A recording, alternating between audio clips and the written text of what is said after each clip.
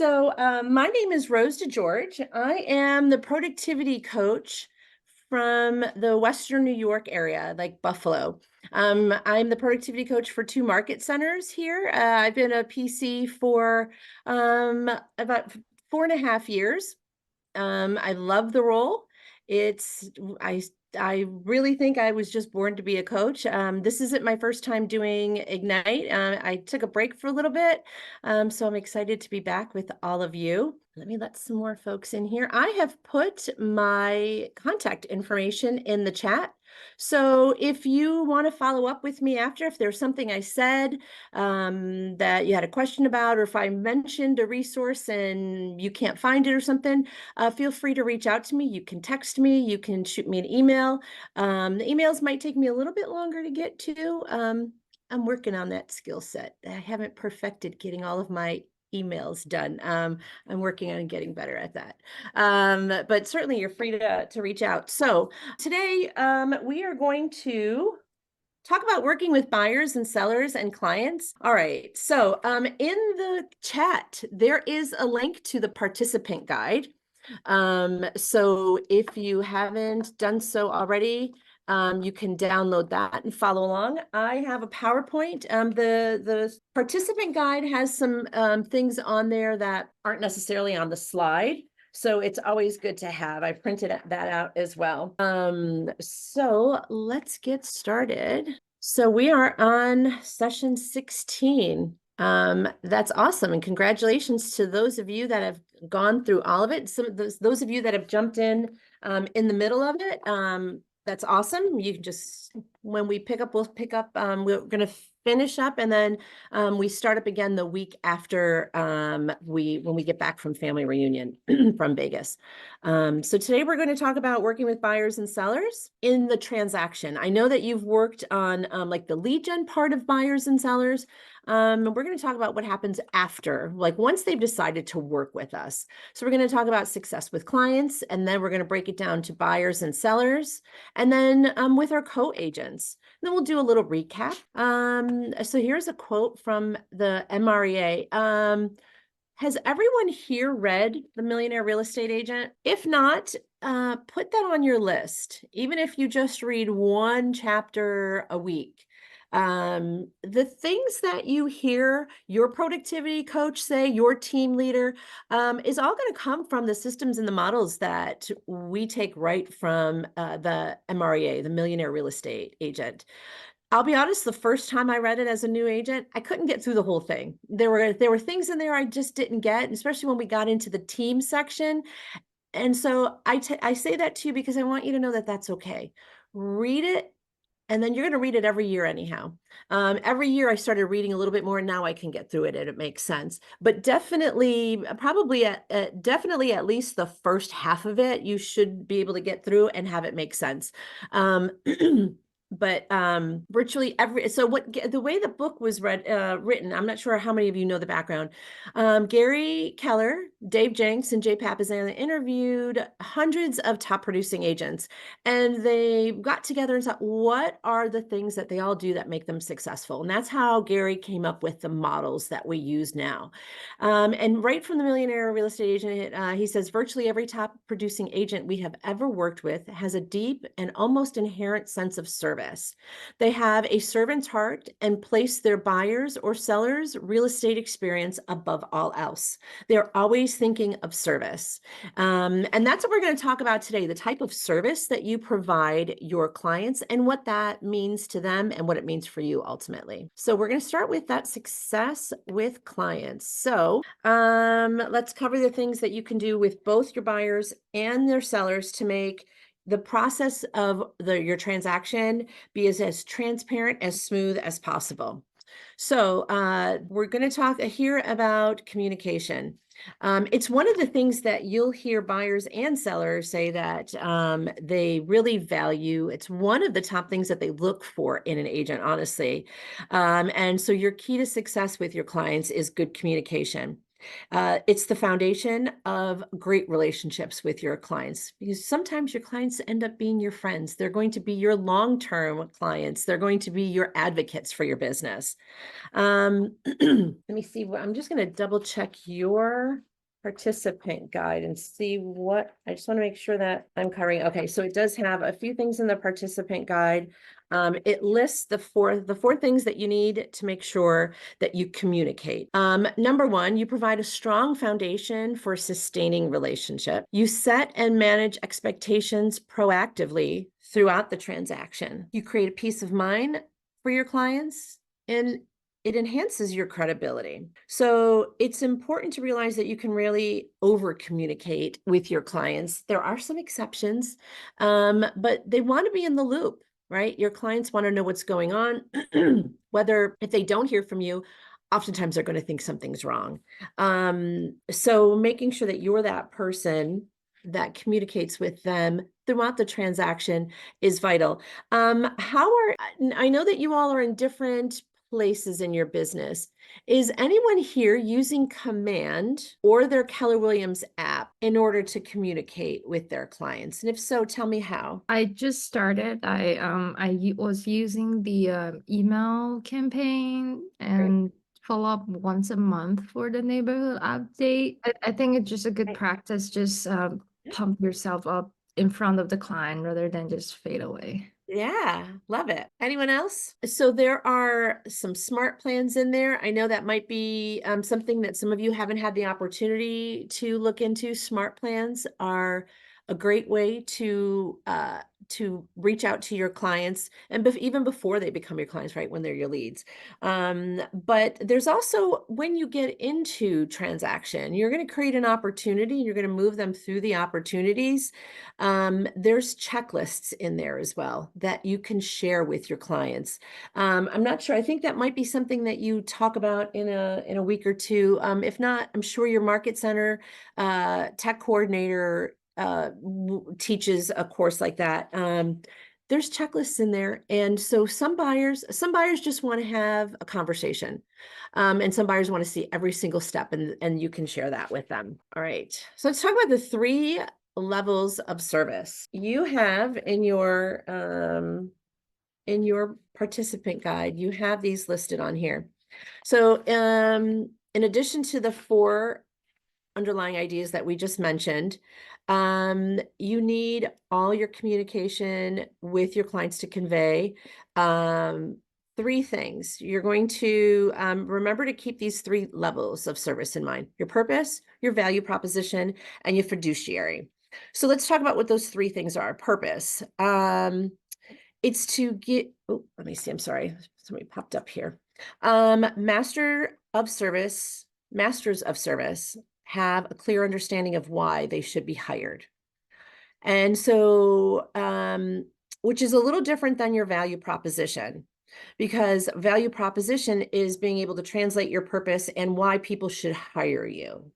So that's really, because when I read that, I was like, well, isn't purpose value proposition?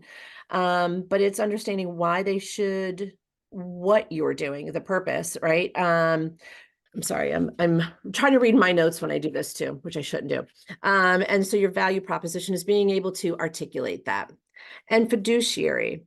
Highly productive agents provide a level of service based on their commitment to act as a fiduciary for their clients. So some of you, it's been a while since you've been to your real estate course. Some of you, it's a little newer.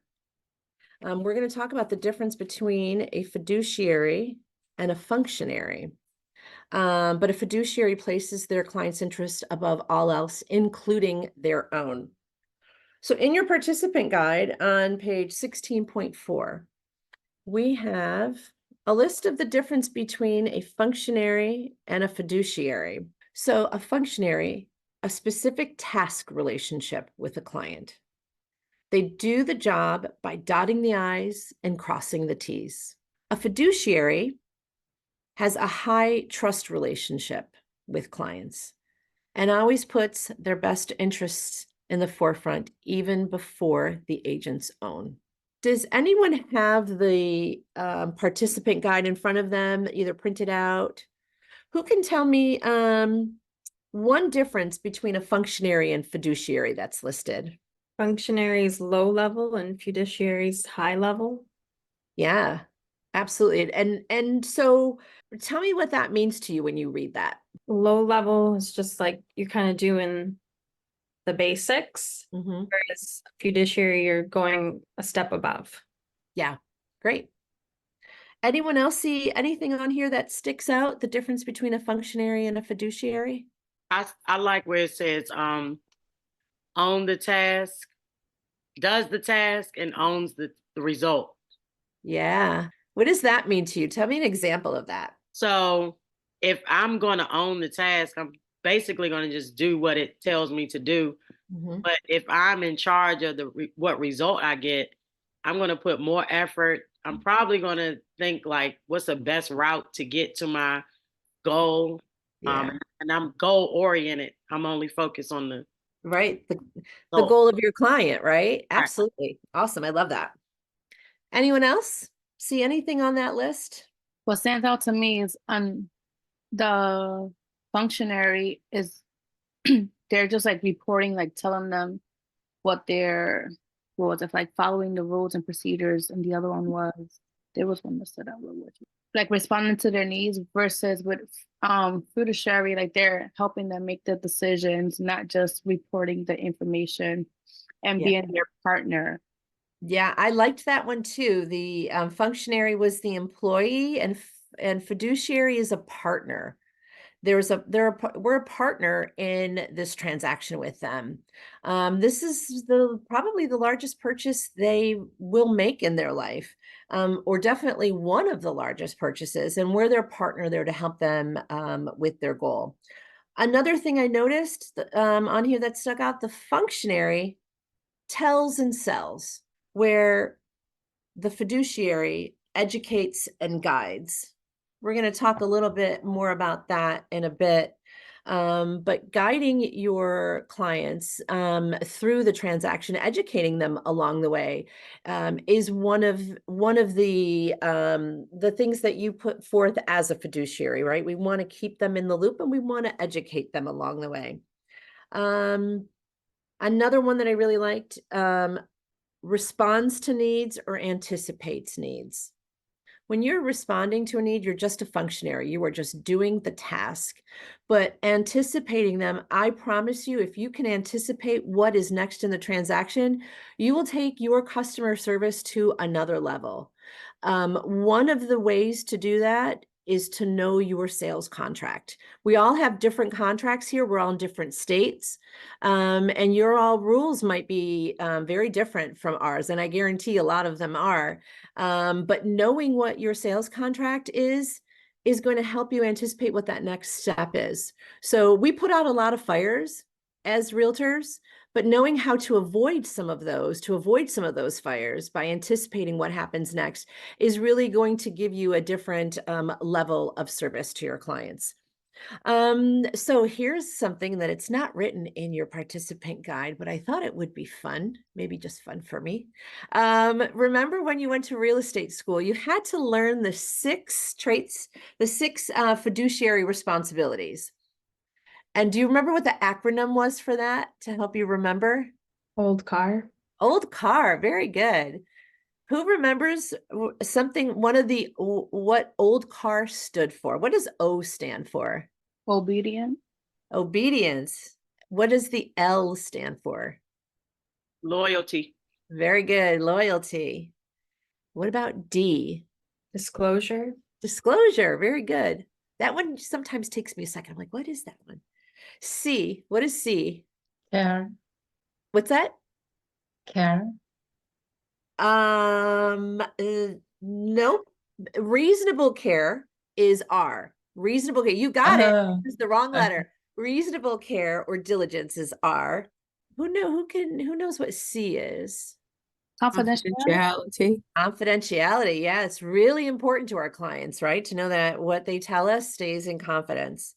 And what about A? What does the A stand for? Accurateness. Accountability. Accountability. Yeah, accountability. Very good. And then R, the reasonable care or diligence. Excellent. Well, great job. Excellent. So now we know the difference between a functionary and a fiduciary. Let's talk about dual agency. Let's see, by a show of hands, raise your hand, or if you are not on camera, if you want to use the reaction button at the bottom to raise your hand.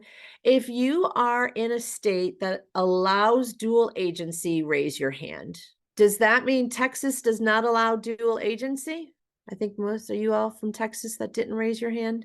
I don't think so. From what I learned, I don't think we do dual agency.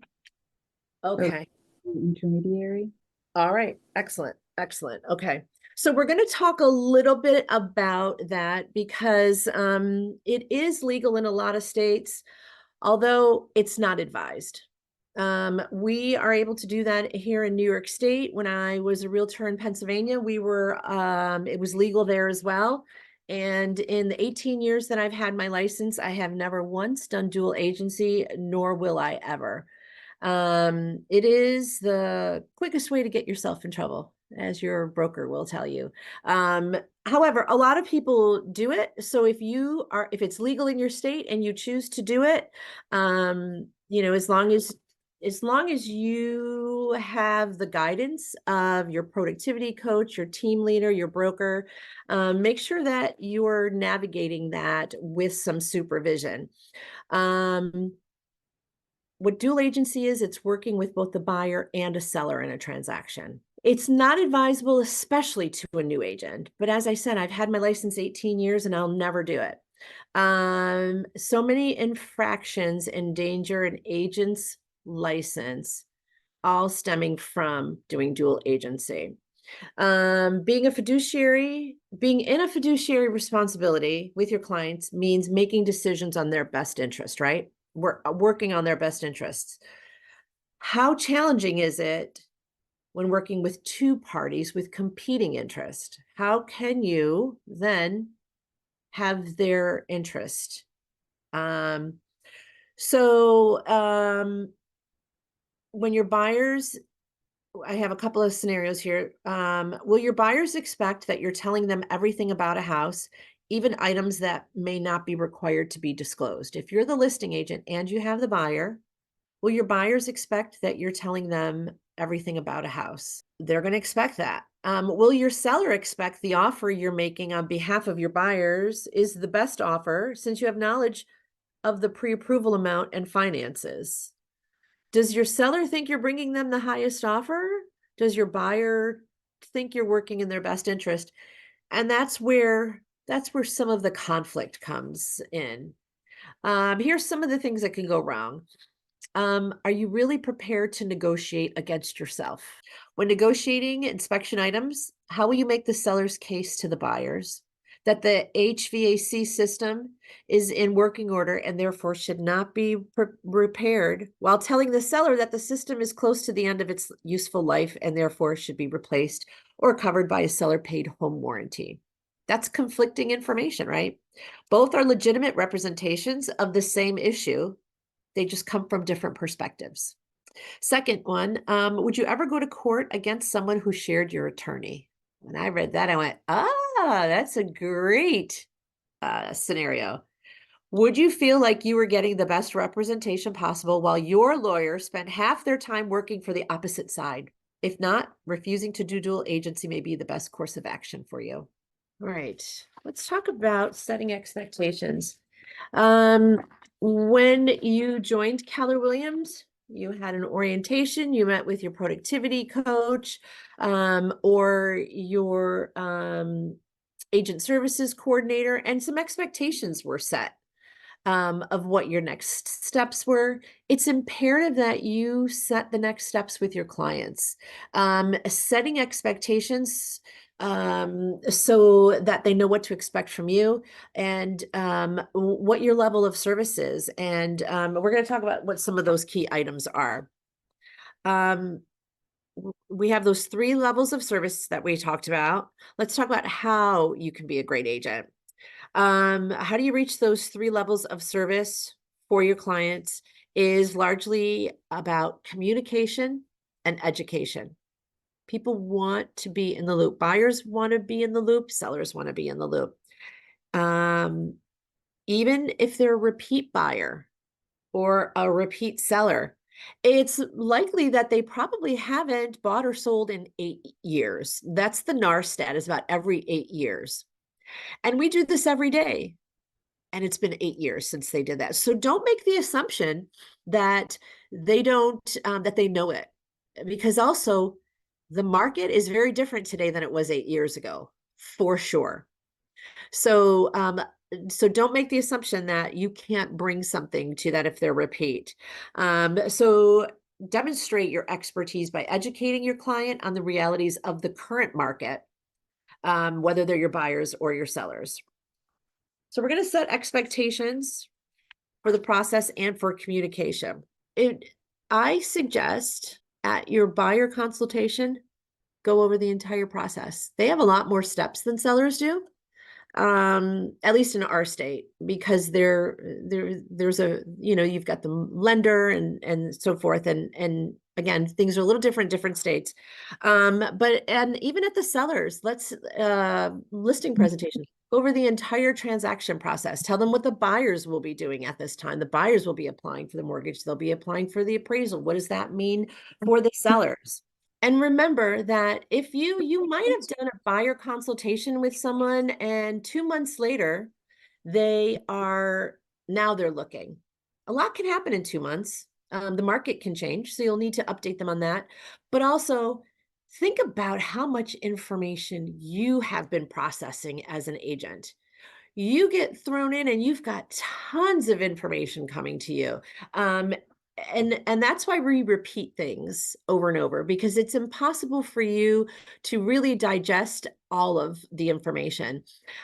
So coming back to it and reminding your clients throughout the process what that next step is going to be really helpful. Set time expectations. I like this one. Just because you covered how chaotic the first week on the market might be when you did the listing presentation a month ago. Now they've been working on their house 2 months ago. Doesn't mean that they remember that. So you're going to reiterate how important that is and how important it is to be flexible. And also, it's January. If you have a listing appointment with someone today and then it goes live in March, it's going to be a different market. It's spring. You're also going to set that expectation of like the response time from the seller, right?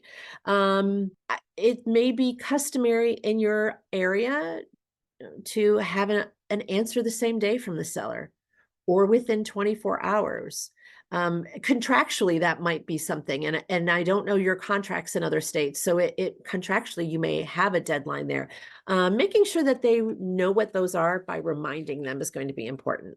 Set document expectations. So there's a lot of paperwork, right? And this is one of the things that we bring of value to our buyers and our sellers, is navigating that. We are an attorney state in New York, so we have attorneys that handle a lot of the paperwork, but we handle all the paperwork first. So we're the initial contact. And if it's, whether you're an attorney state or a title state, you're still the first person who has contact with them. So set document expectations. What are they?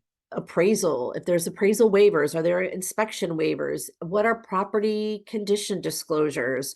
Talk about the lead-based paint disclosure. Is there anything else that you can think of? Any other documents? Is there something specific to your market that you think you need to set expectations for with your buyers or sellers? No? All right. Set communication expectations. So, believe it or not, realtors are allowed to have a life. I know you don't believe it right now, but you will. We're going to set some expectations for communications.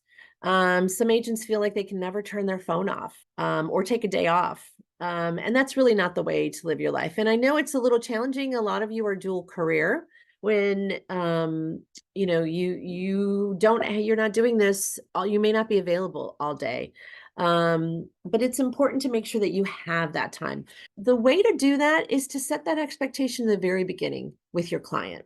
You may say something like, my phone is turned off at 8 p.m. After that, it's my family time. And I'll answer all calls after 8 in the morning, so that they know if they call you at 10 o'clock, they're not expecting you to answer. You've already set that expectation that it's your family time. Also, find out how your clients prefer to be communicated with. Do they prefer text messages over calls, or are they someone who hates text messaging, would just rather call them? Are they somebody who, if you're going to reach out to them during the day, they'd rather you email them because they're at work and they can't have their phone on their desk, but nobody knows what's in their email, so they could check their email and correspond with you during the day. And who is the person? If you have more than one buyer, more than one seller in a transaction that you're working with, who is the person to communicate with? Sometimes in relationships, people take different roles, right? One person's in charge of the calendar, one person's in charge of the finances, find out who that person is and how do they want to be communicated with. And then also set your expectation of how you may want to communicate certain things. So there may be times that an issue comes up. Please, please, please have conversations with your clients. There's so much that is lost in a text message. There's so much that's lost in a text message. You want to hear their voice inflection. If you're explaining something to them and they're like, if they text back, okay, is that okay? Is that okay? Or is that okay? Because that second okay is not okay.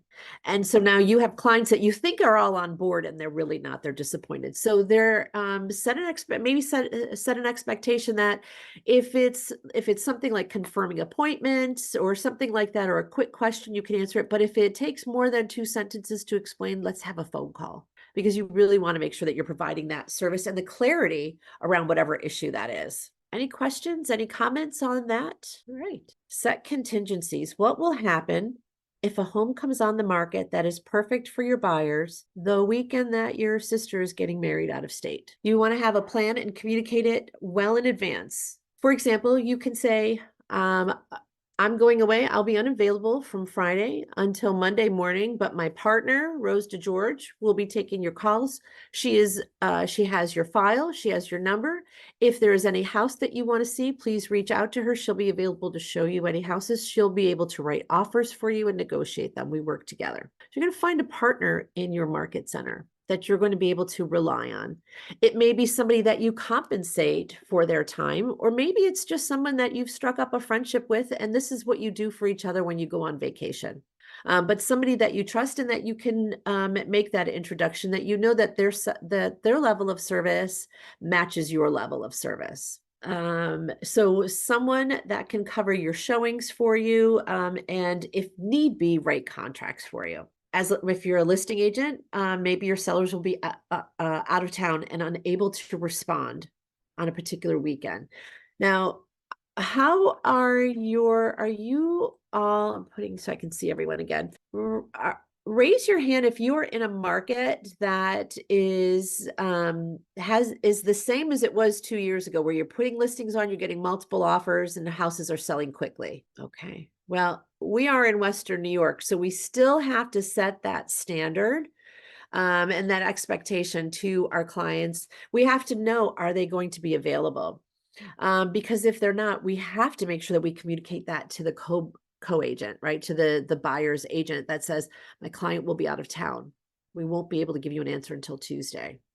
And then maybe planning around that. But so if you all are having houses on the market a little bit longer, you're going to come up with that may be a scenario where you didn't expect an offer to come in and you have clients out of town. Find out if they're able to be reached. If maybe they're just totally off the grid, you'll just have to set that expectation with any offers that you get. Making it clear that turnaround time for answers on contracts, on offers is imperative to sellers. Some folks don't realize that they need to get back in pretty timely. And again, I don't know if your contracts have a time limit on that. I wish they all did. But setting that expectation of what that looks like. We just talked about this a second of all. What is your market doing? So how do we set market expectations? So this is a great opportunity for you to show your expertise. You're going to be able to provide them with information about the market. What is the average days? Well, actually, let me ask you all this. What are some things that a client should know about the market, whether they're a buyer or a seller? What are some things that they should know what's going on? How long houses are typically on the market for in that area? Yeah, what can we expect if I'm a seller? What is the average days on market? What does that mean for me as a seller? Then I know how long I can expect, what the average time, because if it's 7 days and now we're on day 35, I'm going to be a little upset. If the average days on market are 52 and I get an offer at 35, I'm going to be excited, right? So that helps with that expectation. That also helps buyers. We've just come off of several years of houses going like that. Buyers were thinking, well, if a house has been on the market 14 days, something's wrong with it. I think a lot of that's changed in some of your areas and letting people know, letting your buyers know it's not a stale listing. This is it's right in line with the average days on market. Excellent. What else would they want to know? The average price in the area. Yeah, what is the average price? And what are they selling for? Are houses selling at list price? Are they still going over asking price? Have the prices dropped? And knowing what those stats are. Anything else? How about inventory? Inventory is what dictates whether it's a buyer's market or a seller's market. And when we put a sign in the lawn and before we got to the office, we had 14 offers waiting for us, it was clear it was a seller's market. But the frenzied market has disappeared in most areas. So how do we know if it's still a seller's market or a buyer's market? And it's inventory that tells us that. 6 months of inventory is a balanced market. So if we see, and your local MLS should be able to give you those market stats. 6 months of inventory means a balanced market. 5 months and less is a seller's market. And 7 months and more is a buyer's market. So the fewer homes there are, the more an advantage that the seller is in. Do you think that that's something important for a buyer to know before they start looking? Yeah. And if there's more than 7 months worth of inventory, that's important for a buyer to know. They probably have an advantage. There are more homes than there are buyers. And that's also important for a seller to know because they see where there may be some negotiations that if in a seller's market, it wouldn't be the same situation. An update. And giving them updates. Question. Can you please repeat that again? The information you just said about buyers and sellers market and inventory. Yep. 6 months is a balanced market. So it's neither buyer or seller. 5 months of inventory or less is a seller's market. There are fewer homes. There's a lot of buyers and not a lot of houses.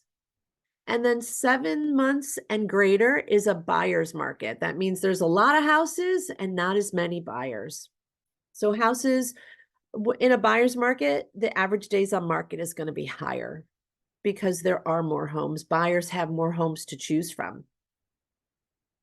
So if you've been licensed for a couple of years and noticed all of a sudden you went from this crazy frenzied market to now houses are not getting 12, 18, 35 offers. It may not feel like a seller's market, but when you look at that inventory, if there's 3 months of inventory, I promise you that's still a seller's market. It just may not feel to you if this is when you got into real estate. And then updating your clients on that. You may want to update you may want to run numbers every 30 days for your sellers if your days on market are longer than that.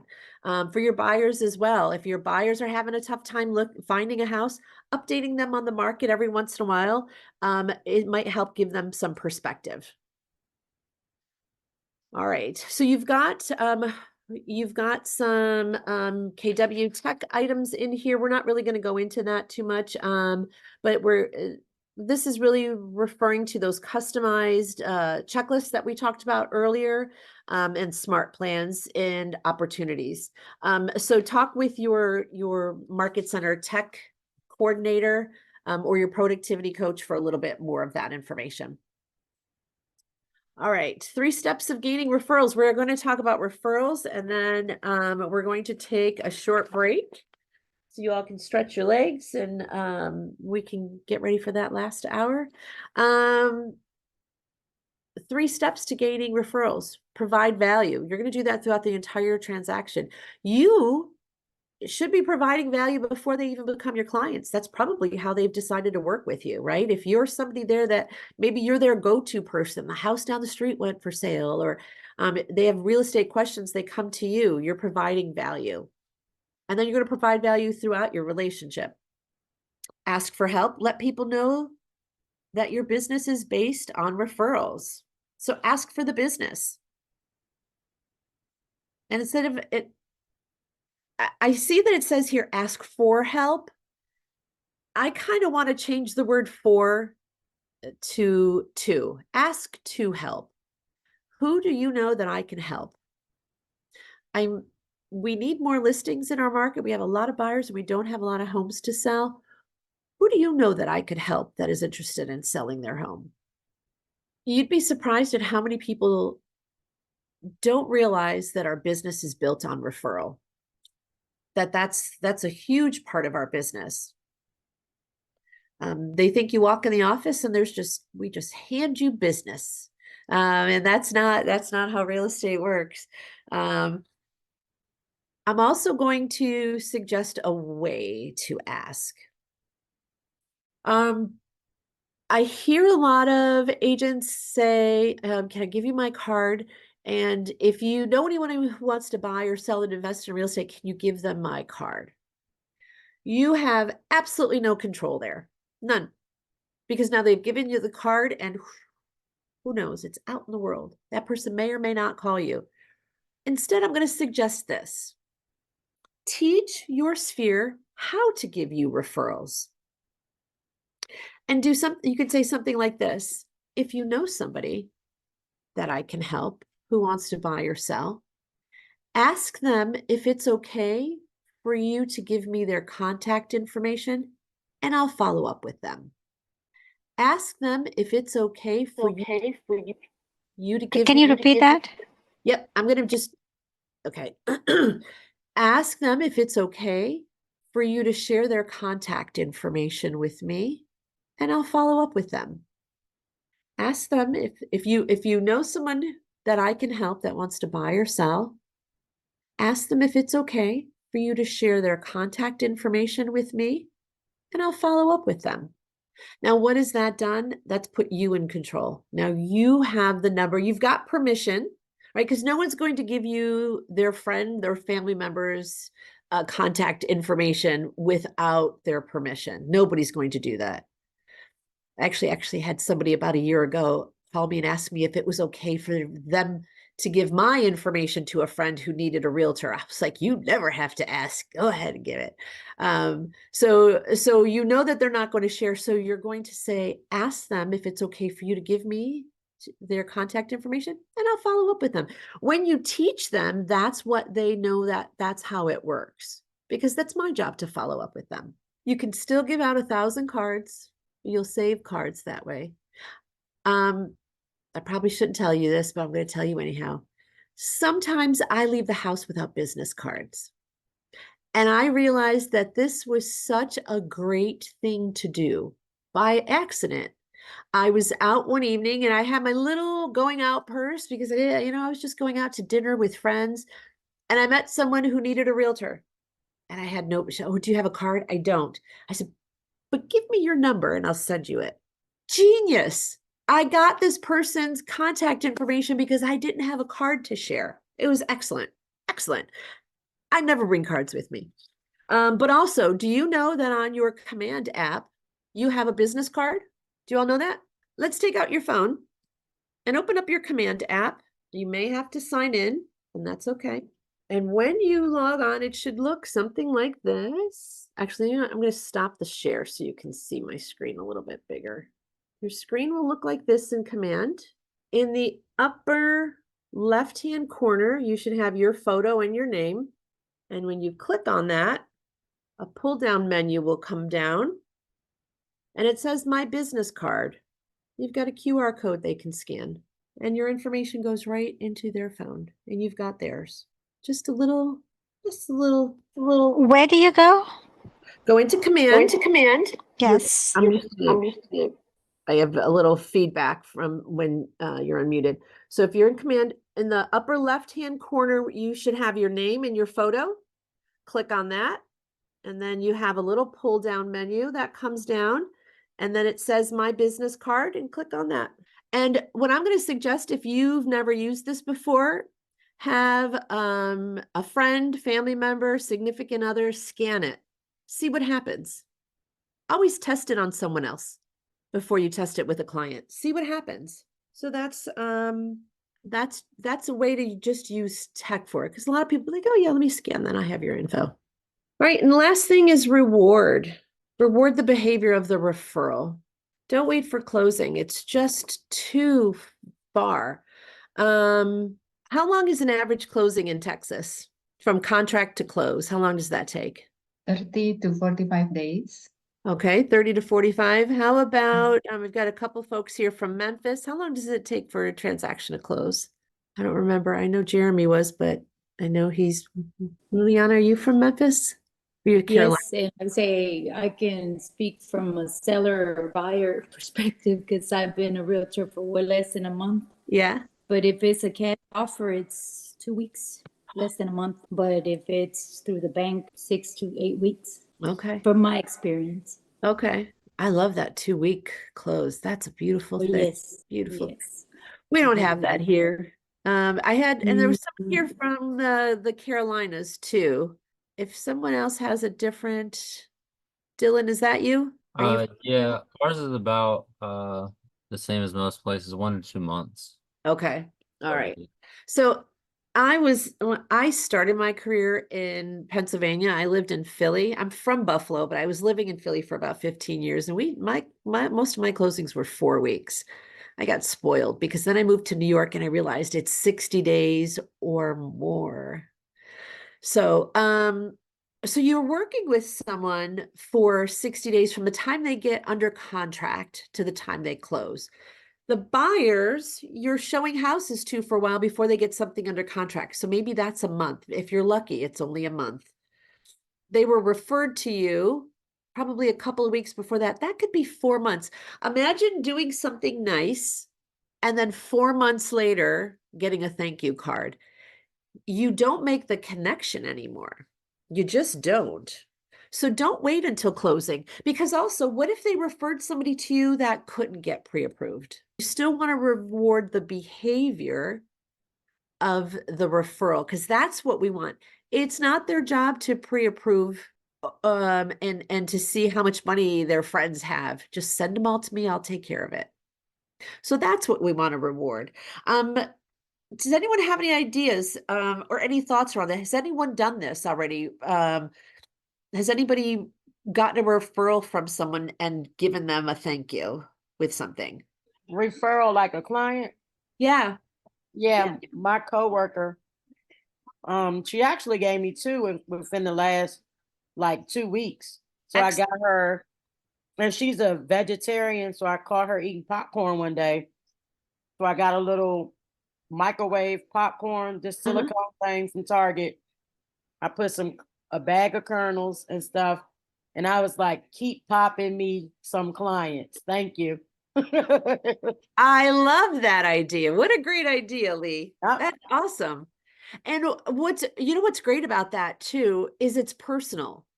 It's something that you know that she likes, so it's and it doesn't all have to be personal, right? We don't know everybody that well, but how cool is that? Um it could be something as simple as a gift card to a coffee shop or to take them to coffee or something like Lee did. You know that they like popcorn and it's a thoughtful gift. Make sure that you do a handwritten note with that. You all doing your handwritten notes? Those of you that have been taking Ignite right along, right? I know what you're supposed to be doing. I know about those 10 handwritten notes and those 10 contacts. I know. Don't underestimate that. I'm going to tell you something. So those of us that were around in the olden days before we had the internet, there was a time where the communication was always through the mail. Like we would go to the mailbox and be tons of stuff. And then the internet came and all of a sudden your computer was on in the other way. You've got mail and you're running to see who sent you the mail. I have over 6,000 unread emails right now. It's shameful. I don't read them as much. Don't send me a thank you through an email. I'm not going to see it. But if you send me a handwritten card, now I'm going to see it because I don't get a lot of mail anymore. Right? So think of how you're going to stand out. I mean, the smart plans, there's part of how we're going to communicate is definitely email. But if you want to do a thank you, you want to reward somebody, if you want to stand out, what if you did a thank you when you listed a property? What if you sent them a card? Thank you for trusting me with your home. That's going to stand out. That shows a level of service.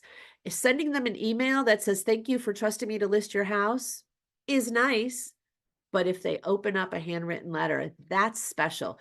How many handwritten notes have you gotten in the last year? Not counting going to a baby shower or a Can you wedding. do the same? Can you do the same for your buyer? Like, thank you for trusting me with your purchase. Absolutely. Yeah. You're going to set the standard for your business. And that's a great personal touch. And so you're rewarding the person that has sent you a referral, but a nice touch is also having that thank you to the person who's decided to work with you. Ask them for referrals throughout the transaction. Ask them for reviews throughout the transaction. There's no reason that a client can't give you a review or a referral while they're working with you. They're happy with you. Why wait until the end? At the end, they're moving. Whether they're moving out or they're moving in, they're painting, they're whatever they're doing, get them when they're happy. Ask them to write the review. Think about it. If you have done any work around your house, you needed a plumber, you need an electrician, you're going to ask your friends first. Even if you're asking your friends on social media, you're reaching out to your friends first, right? You need a mechanic, you're going to reach out to your friends because because you trust the opinion of your friends. Most people would rather work with a realtor that was referred by a friend or family member. Ask for the reviews, ask them for their reviews and for referrals. Here is an example of a request for review. If your purchasing or selling experience exceeded your expectations, would you be so kind as to give me a brief review? I'd also like your permission to use this in my advertising and marketing. Start saving your reviews and create a brag page for yourself. If you haven't closed any transactions, you don't have a brag page yet, but if you have a high level of service, you're going to get, your clients are going to be happy to give you a review. Start saving those. You're going to put those on your website. You can, if they give them on Zillow, they're on there on Zillow. You're going to put those in your listing or listing presentations and your buyer presentations. And then this one just says seller reviews. Seller-oriented reviews gain attention when they address things like client's home sold quickly, they got their asking price or above, or they were impressed by your service. Now, you may be moving into a market where they don't sell quickly, or they don't get asking price or above, but it's the service that you provide that's going to be impressive. And part of that is the communication that we talked about earlier. Buyer reviews, the buyer found the perfect home quickly. The agent negotiated a great price. The transaction went smoothly. They were impressed by the service. Again, you may not be able to control those first two things. The buyer found the home quickly or negotiated a great price. That might be out of your control in that market. But the transaction going smoothly, being proactive, being that fiduciary that is proactive in anticipating things is going to help. and then they're impressed by your service. That's the standard that you set, that you do have control over. All right, before we take a break, I'd like to, any ahas? Tell me any ahas you got from the first half of this today. Oh, the business card in Keller Williams app command. Awesome. Thank you. Let's see if we can get 3. Anyone else? Let's get 2 more. Any ahas? I really like the idea of a thank you gift or something like that for referrals. Awesome. Good. Thank you. I like that also, the tip about being grateful and thanking them, as well as the tips on how to teach your clients, your spheres, how to recommend you. That was a great idea. All right. Anyone else? I like the fact that you had mentioned about the market, knowing the market and the breakdown of the 6, 5, 7 months, if it's a buyer's or a seller market, was informative. Anyone else? I like the rewarding their behavior, like not waiting until at the end of the transaction. All right, let's take a 5-minute break. Stretch your legs, get something to drink, get something to eat, whatever you need. We'll come back in 5 minutes, and then we will, this is recorded. Yep. So you will get a copy of this from I think Carla sends it out tomorrow, or sends the link out, or puts it on the website. I'm not quite sure, or the page. All right. May I add something real quick, please, before I forget? Sure. This is my first class, and you mentioned about going through your guide. Did you mean for us to have it in advance? Do we usually get it in advance and I'm missing something to print it and have it? Or were you talking about just going back to the PDF? You could do it either way. I think you get an email. Those of you that have been taking this for several weeks, do you get an email the day before the class? Yeah, Carla sends out an email either the day of or the day before, and it has a link to just a PDF. Okay. You can print it if you want. I don't receive an email every time, actually, saying like classes today. Okay. I'm receiving recordings. I received one for this class, but like last week I didn't receive one. I don't know anybody else is having that experience. I had the same issue. Yeah. Okay. I do we always get go into to a an previous email and just click the link to get in. The link's Which always I'm sure y'all do too. Yeah, that link will take you to all of them. So I think if you just click on that, you'll have them for all of them. And I did, if you came after I posted the link, I can copy and paste it in here again. I'm going to do that right now for those of you that may have missed it. I also put the link for the whole entire thing in there. All right. You got your KW. Excellent. Thank you, Lee. All right. Let's come back at 7:45 and then we'll finish. We'll do the last 45 minutes and we'll finish up. We'll be done at 8:30. All right. If y'all can come back in, if you're ready, we'll get started and we'll finish up the rest of this in the next 45 minutes, and I'll have you on your way being experts in how to service your buyers and your sellers.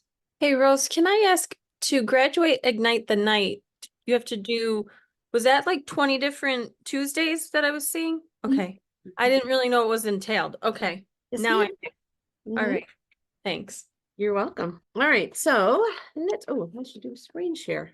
Thank you all for being so engaging, by the way, participating. I know you've had a long day already. This is part 2 of your workday, so I appreciate you all coming in with your participation and your questions. I'm telling you, it just has made the last a little more than an hour just fly by for me. You guys are pretty awesome. All right, so next we're going to talk about success with buyers. Let's talk about what buyers want from their agents. So every year, the National Association of Realtors polls home buyers and home sellers. And so we get some great stats from there every year. So 52% of buyers want help finding the right home to purchase. 13% want you to help the buyer negotiate the terms of the sale. 11% help with the price negotiations. And then 24 is like lumps everything else in there. I have a question. Sure. What's the best way you go about with negotiating whenever that comes? So it depends on what it is. I'll be honest with you, Tyra, there's not one way to answer that question. It depends on what it is. Are you negotiating price? Are you negotiating terms? Sometimes a seller will take a lower priced offer to get the terms that they want. Maybe your offer is 5,000 less than Dylan's, but you're waiving inspections and you can close faster. Your terms might be more in line with what maybe the seller wants to move faster, or maybe you don't have to move and they still have to find a house and you're willing to give them 2 months to find a house. So there might be some give and take depending on what the issues are. If then you get to inspections, there's a lot of there's a lot of different ways that can go. It's like if this then that, but if this then that. So what I'm going to suggest is have that conversation with your productivity coach when you're putting offers in. Make sure that you're in touch with him or her and let them know this is what I'm doing, and keep them part of that. Because until you have several transactions under your belt, you don't know what you don't know yet. And there might be some opportunity there to gain a little bit of advantage for your clients. It's a great question, and I'm sorry that I can't answer that more clearly. I wish I could. No, that's helpful. Thanks. So knowing that this is what they're looking for is guidance, right? We talked about how we're going to educate our clients. Helping them find the right home is by far the most important thing to them. So let's talk about how we know how to find the right house. Doing a needs analysis. Every agent, before they show a house, should do a needs analysis, do a buyer consultation. If you don't do a buyer consultation, you are missing out on so many things. The first one is you're missing out on creating a rapport. If you set the standard that before we go looking at houses, you and I are going to meet for an hour. You're going to tell them an hour so they time block that, because otherwise they're going to think it's 20 minutes and then they have to leave before you're done. You're going to do a needs analysis. You're going to go over what's happening in the market. You're going to go over what their pre-approval is and talk about the strategy you're going to use, because based on what their pre-approval is and what the market's doing and what their needs are. And then you're going to be able to pull up on the MLS all the listings and schedule some showings before they leave. Now they've spent an hour with you. You're going to gain their loyalty that way.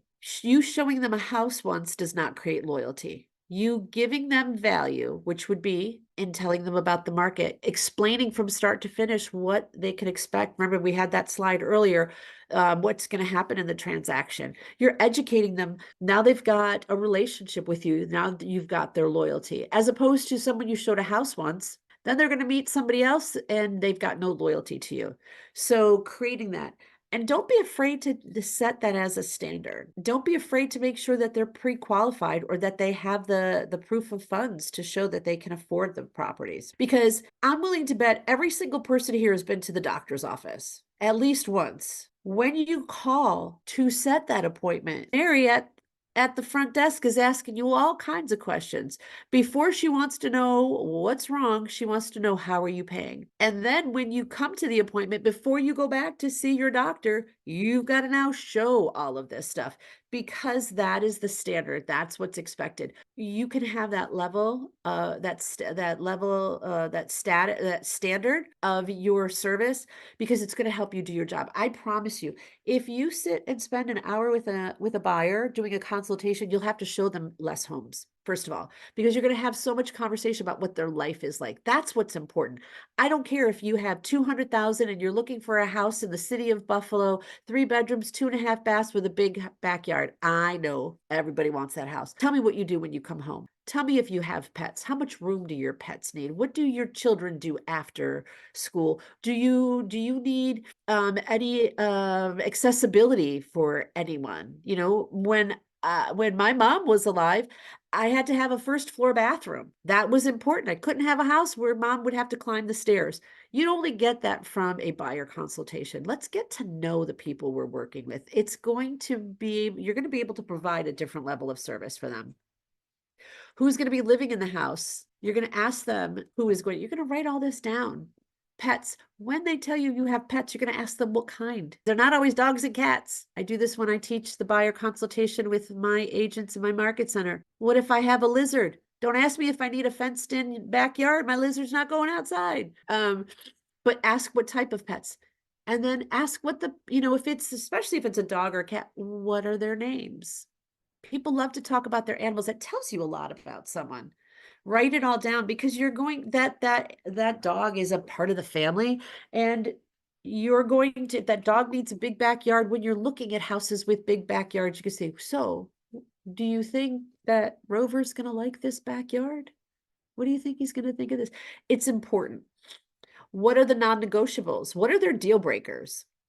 And don't always assume that structural damage is a deal breaker, because if someone has that resource, that might not be. They might think that's a great opportunity. Depending on what it is, that's an opportunity, because I know people are afraid of this house. I bet you I can get this at a good deal, and I know it's not going to cost nearly as much to fix. So what, that basement wall is bowing. The house I grew up in had that too, and it's still there. I'm going to get pilasters put in and it'll be fine. We're not giving them that advice, by the way. That's out of our area of expertise, but that may be something that they're comfortable with. They're non-negotiables. Funny, we've got a few teachers on here tonight. I had a client who was a teacher. We didn't realize until we went to a house that was across the street from a school. That was one of her non-negotiables. She didn't want to be near a school. I see Lee over there laughing. I guess you all get that then. I was like, but you'll be at work with it. She goes, I don't even want to look at it. I don't want to look at it. We're not looking at this house. So we left. It was hilarious. We didn't even know that was a non-negotiable, but that truly was a non-negotiable for her. Beyond your top 5 needs, what's something you really want? There's a difference between needs and wants. Do you have a preference for the year the house was built? Do they want a new build? Do they want something a little bit older? Do you want a house that's move-in condition, or are you willing to do some work? Ask them what kind of work. Painting is not work. Everybody paints. My niece came over and helped me paint. Anybody can do it. Are you willing? What is it? Roofing? No. Electrical work? No. How about some plumbing? No. Kitchen, bathroom? No. Carpets? No. Painting? Oh yeah, I can do that. We've got to figure out what that is, or ask them what their resources are. If we found a really good deal on a house that was a fixer-upper, do you know an electrician? Do you know a roofer? What are their resources? Do they have a budget for it? Or do they have maybe dad is a contractor. Makes a huge difference when we're looking at houses, when we've got some support that's going to help with the cost. When people visit your home, what do you want it to say about you? Are there any specific features that would make your next house feel like home?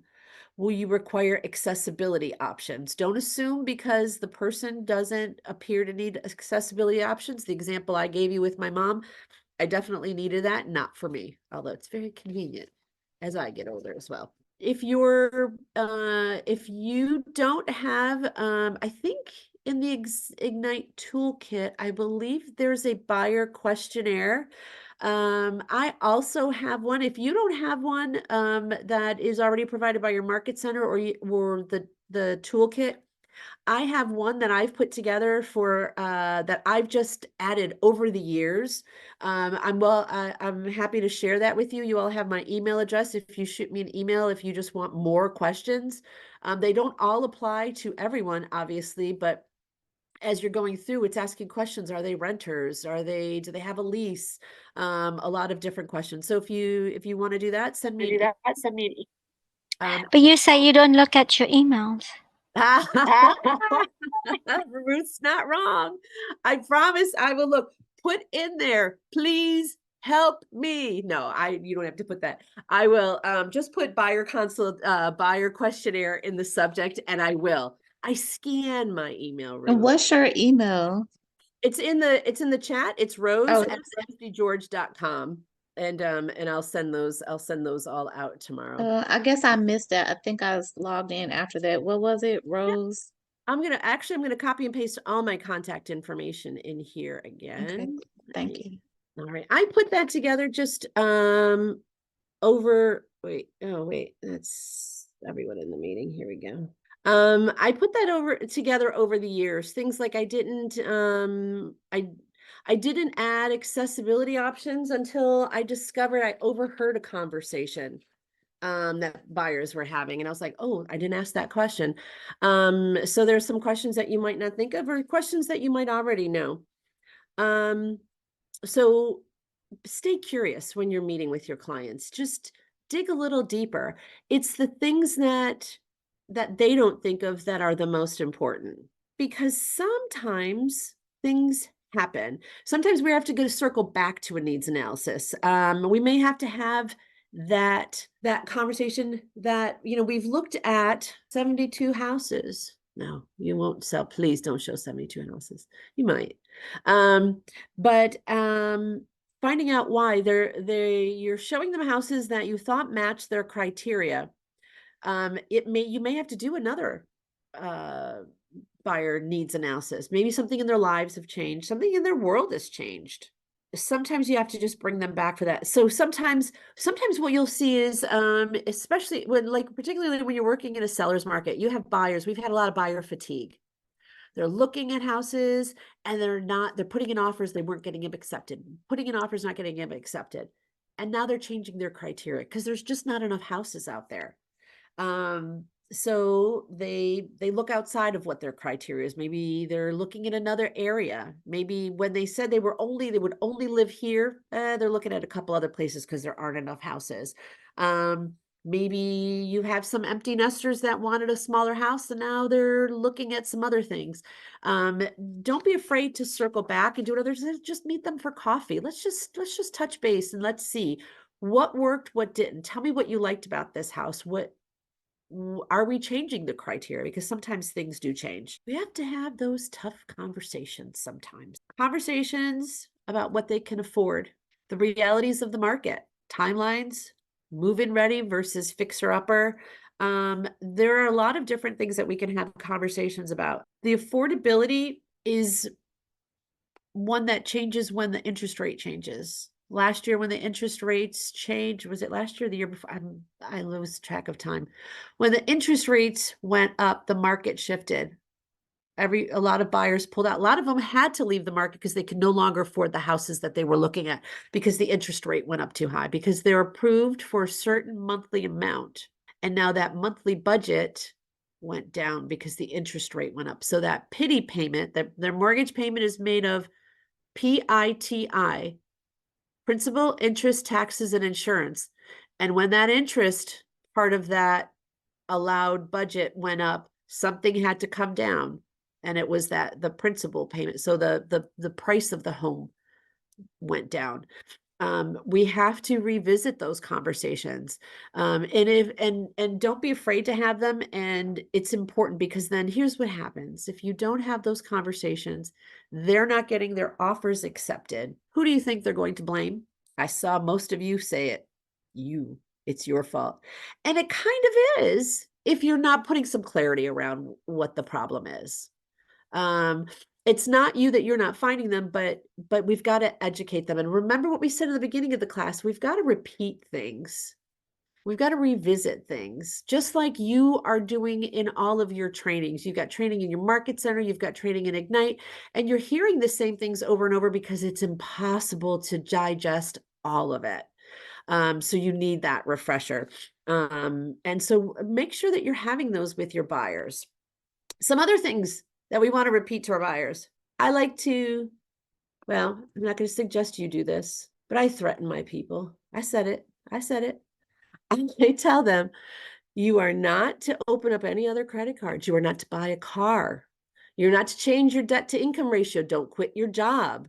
Don't do any of those. Don't close any credit cards. Please don't close the credit cards. They think they're going to close credit cards. It's going to help. It's going to hurt. It makes it work because I'm not the loan officer. I say, let's call the loan officer and let's put a plan together. But I threaten them, don't do this, because, and when I'm done showing a house, here's a couple, I'm going to give you a little tip, a little Rose DeGeorge tip. When you're out of the house, you say, and you set this expectation after the first house. Every time we leave a house, I'm going to ask you some feedback on the house. Is this a house that you love? You want to put an offer in? Is this a house that goes on the maybe list? Or is this a house we know is off the list? I'm going to have them make that decision there, because what I don't want is them to keep circling. Well, maybe that one. Well, you told me you didn't want that one because of this. Have you changed what your criteria is? And they're like, oh, no, because now they're not sure. So bring some clarity around that. And then also, before we leave, say, before I see you next time, tell me what you're not going to do And they say, we're not going to open up any credit cards. And it becomes a game because I'm a funny girl and I like to laugh with people. And so before we leave, all right, tell me again, what are we not going to do between now and the next time I see you? They're not going to open any credit cards, not going to buy any cars, and we're not quitting our job. All right, have a good night.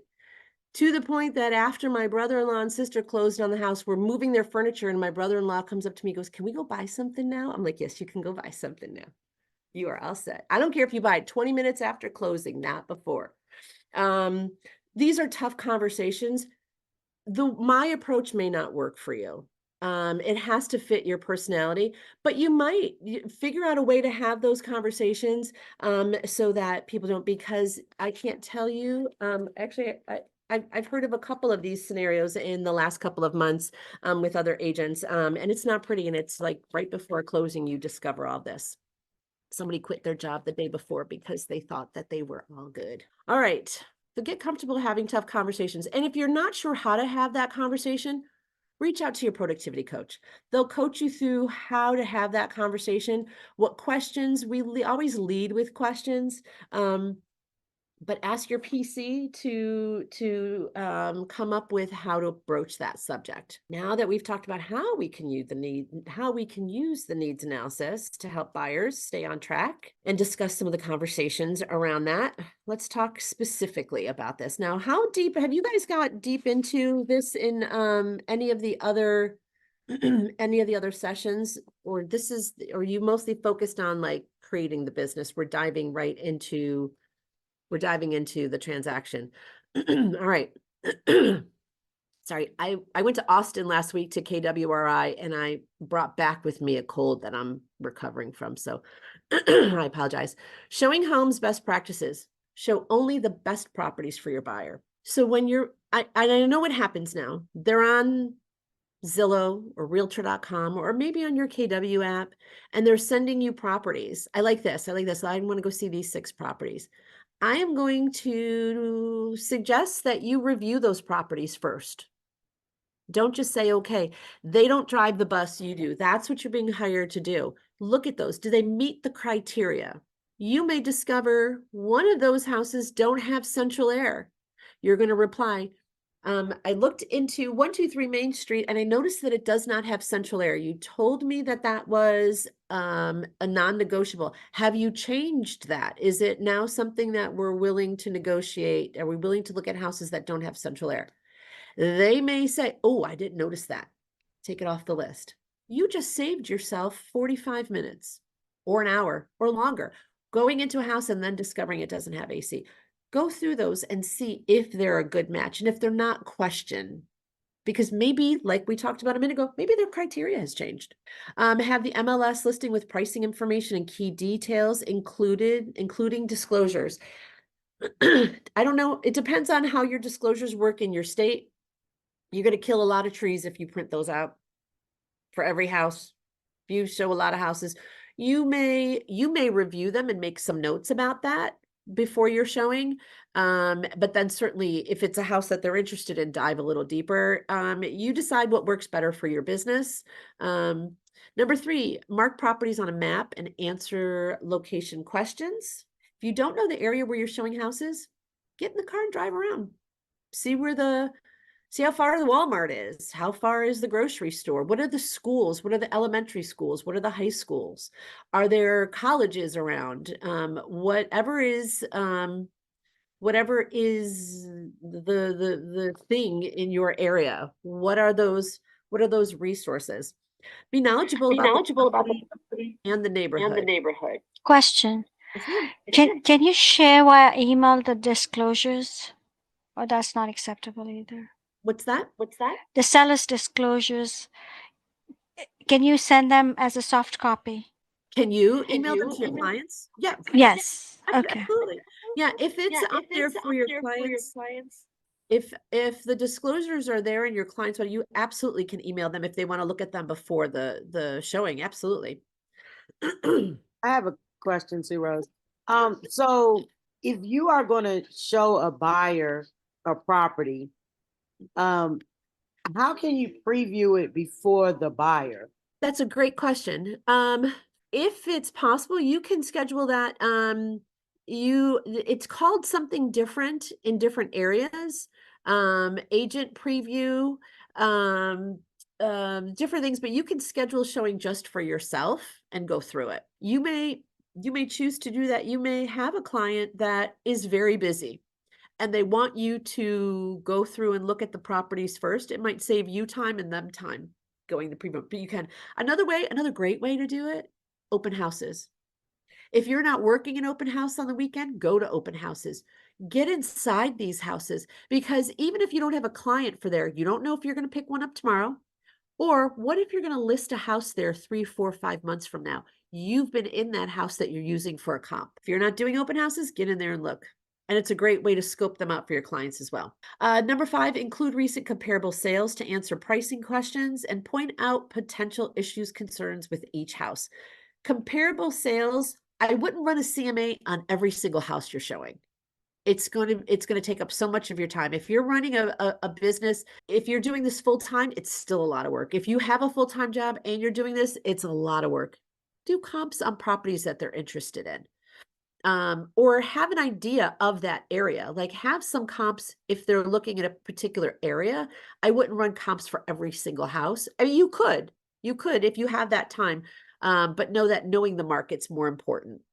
Pointing out potential issues and concerns. Please remember that we are not home inspectors. Unless you are a structural engineer, do not give an opinion on that. Say, this may be an issue. A home inspector will let us know if we need to look at that further. Showing homes means agent interactions. Once you're ready to show homes to buyers, always read the listing agent remarks and be sure you're scheduling according to the listing agent's instructions. You're not always calling the agent to schedule. I know locally here and in other areas of the country, we're using online showing appointment services. You may not have to reach out to the listing agent. You might just do it online.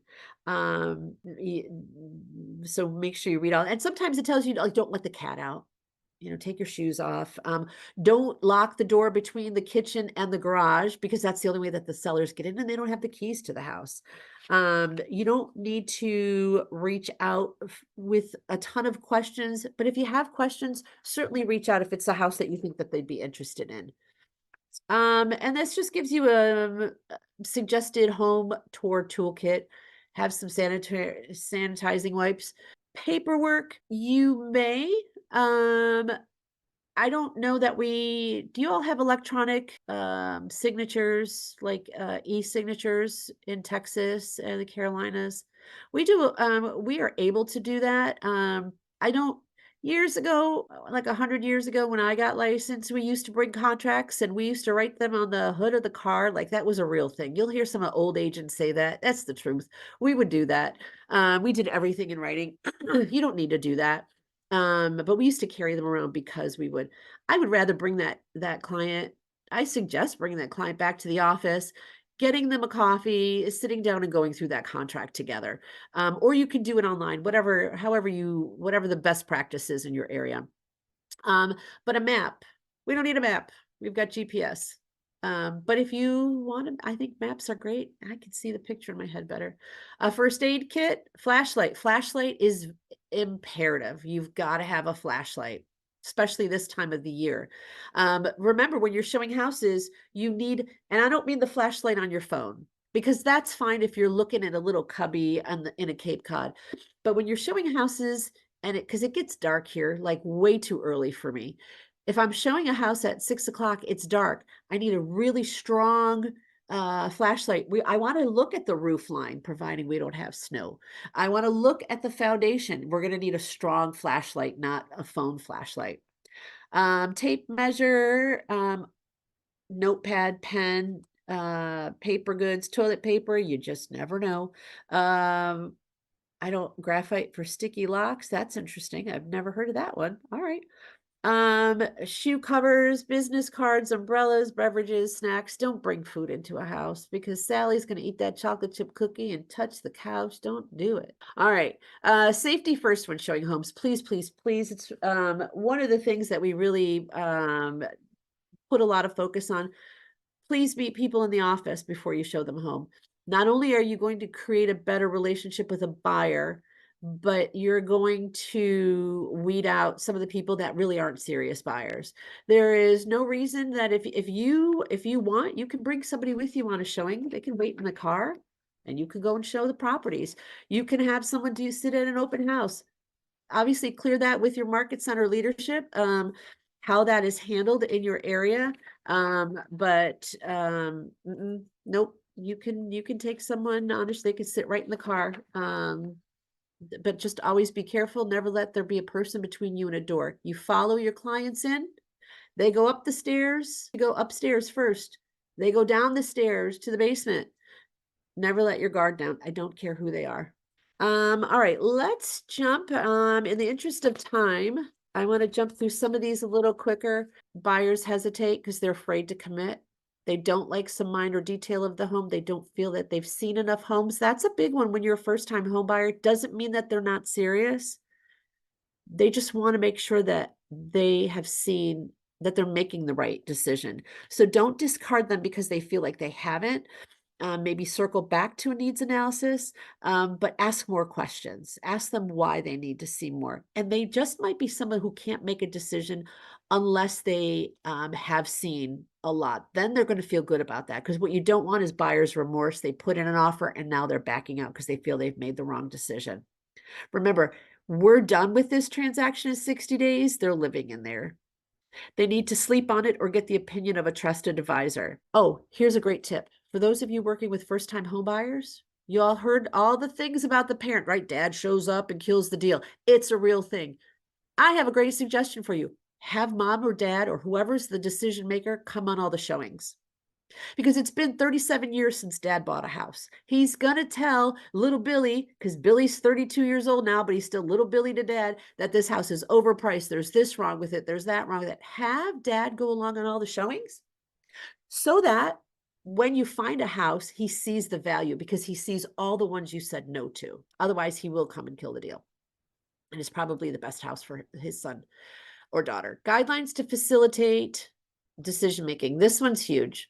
Always go back to their motivation. Go back to their needs and wants. Advise them as a consultant and a fiduciary. Allay their fears, solve their challenges, calculate the cost of waiting. That might be a thing. If interest rates are going up, if there's the market is changing, waiting might cost them. We have an old saying: the house that you need to sleep on tonight is the one somebody had to sleep on yesterday. They're making their decision today. If they want the house, they need to act on it. But again, we've got to make sure that they're comfortable, because it's never about us. And I believe this slide is, I don't have it, your guide. I believe it's in your guide. I believe you have this. I don't know where I put it. It's mixed up in my paperwork. All right, let's jump to sellers. What do sellers want? 20%, 21% of them want the help pricing their home competitively. 20% help the seller market their home to potential buyers. 16% want help to sell their home within a specific time frame. 16% want the seller to help find ways to fix the house up, to sell it for more money. And then 27% is just the catch-all for anything else. This looks very different from the buyer, what the buyer is looking for an agent. The seller, it really has a lot of different needs. And so we've got to find out what's more important. So if I'm having a lot of conversation about pricing, but they're in that 16% that they want me to help them find ways to fix up their home to sell it for more, they're not getting from me what they need. I need to ask questions to find out which one of these things are more important to them. Does that make sense? Like, let's make sure we're having the right conversation with the right people. If I come in addressing something and that's not what they're looking for, maybe price isn't an issue. Maybe they've got another job and they've got to be there in 45 days. The pricing is completely different.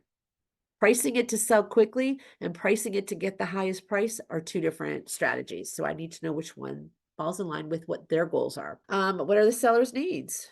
Price, time frame, and conveyances. What goes with the property? We start with the same place with sellers that we do buyers. We do a needs analysis. We're going to do this at the listing appointment. Just like with buyers, when things aren't going as you think they should, you need to revisit and perhaps even revise their needs analysis. You might have to go back to their motivation. Bob and Mary, you told me that you wanted to sell this because you want to move down to Florida. You want to get away from the snow. Are you ready to start shoveling snow again? This is what we need to do. Right? Oh, Tyra, you and me both, sister. I am up to here. I don't. But you're going to bring them back to what that motivation is. Maybe it's someone who has a growing family. I know that you've outgrown this home. Let's focus on whatever those are. But when we did that initial needs analysis with them at their listing appointment, we've written those down so that we can circle back to them. Because sometimes people get focused on so many different things. It's not us talking them into something. It's bringing them back to remind them about what their initial motivation was. What is their goal? I'm here to help you. It's not about me. I want to be done with this transaction. It's I want to help my sellers get to the next chapter, whatever that is. We have this wonderful gift to be a part of the transition in people's lives. We have to know what that transition is. Sometimes they're happy things. Maybe they've got a raise. Now they're making more money. Maybe they're moving out of their first house into their dream home. This is their forever home. Their families are growing. Maybe it's not so good circumstances, death, divorce, financial problems.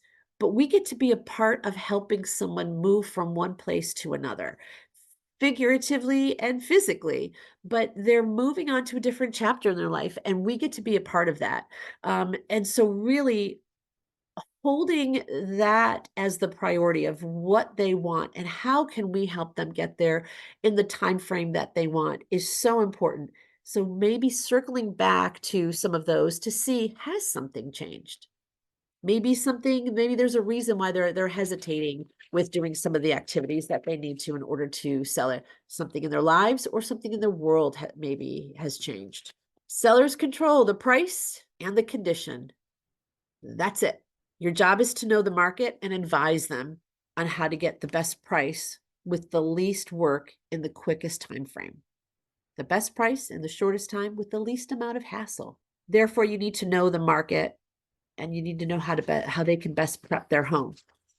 When a property doesn't sell, it's not the condition, it's not the location, it's not the marketing, it's always the price. I'm going to tell you that because it could be completely trashed. You have it priced too high for the condition. It can be sitting 2 feet from a railroad.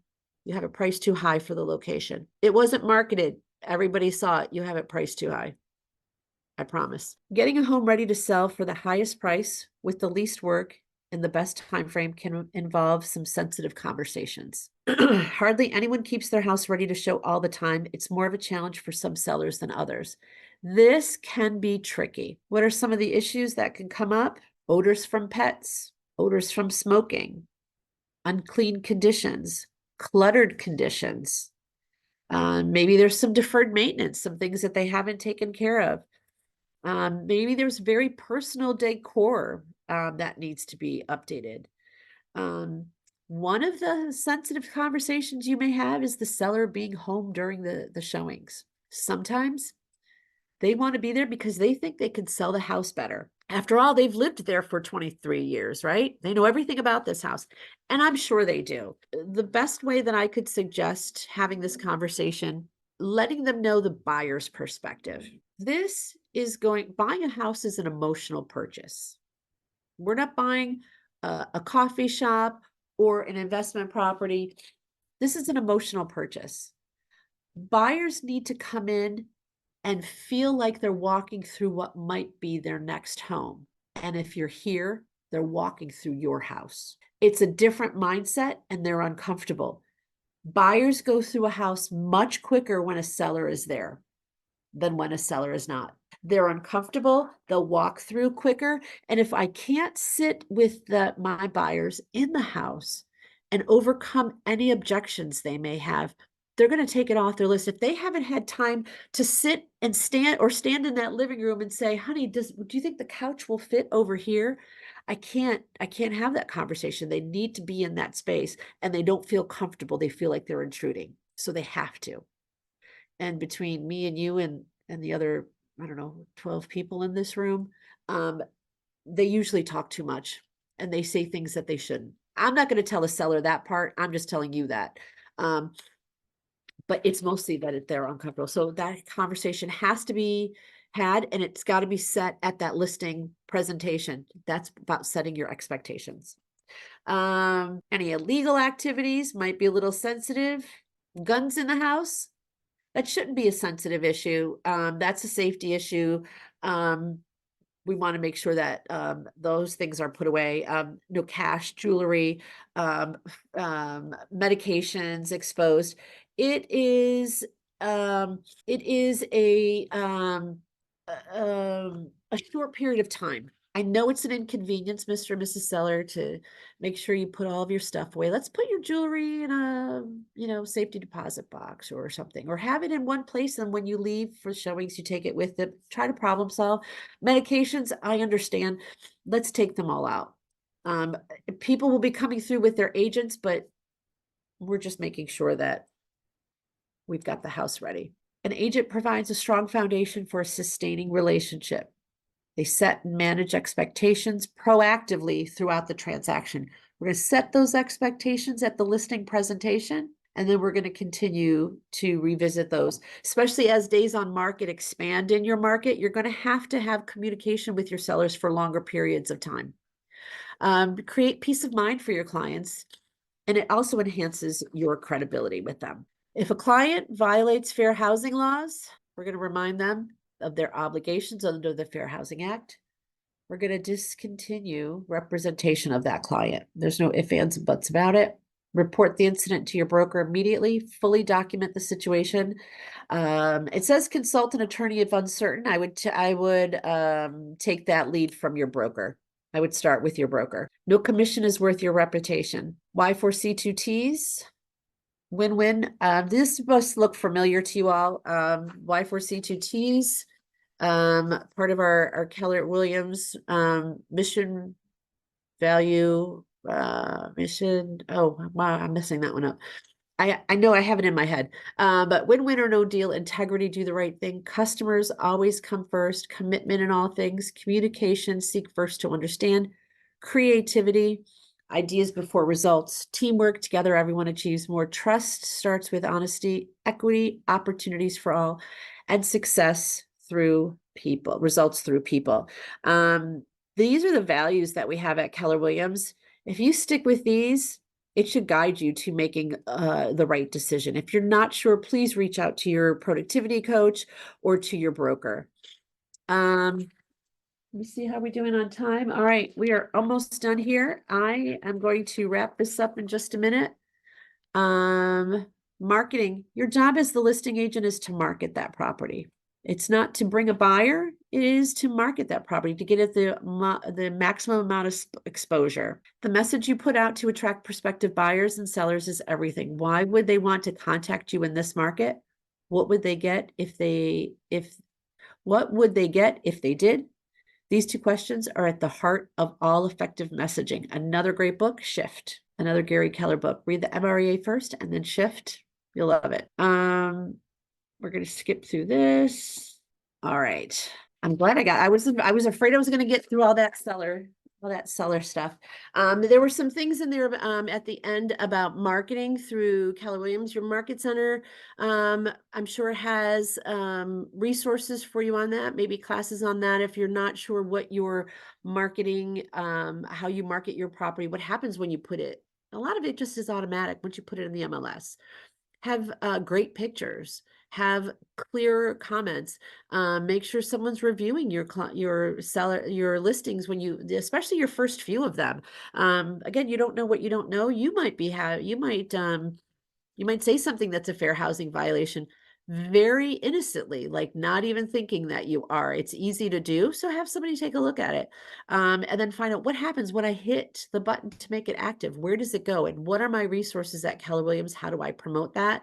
I'm sure your market center provides you with all of that information and support. Any questions? Any questions on anything? Any ahas that you'd like to share on the buyers or the sellers or the course in general? If you would do me a favor, because when I close this, all that's going to disappear. If you could send me an email, I can respond to that. And I promise, Ruth, I'm going to watch my email for the next couple of days for this.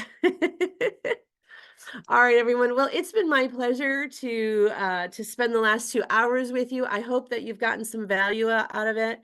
Any follow-up questions, if you need something, please don't hesitate to reach out. It's rose@rosedgeorge.com. I'm happy to help. And thank you so much for being so amazing and participating on a high level today. You've really made this a lot of fun for me tonight. Bye. Thank you, Rose. Have a good night, everyone. You too. Thank you, you too. Thank you.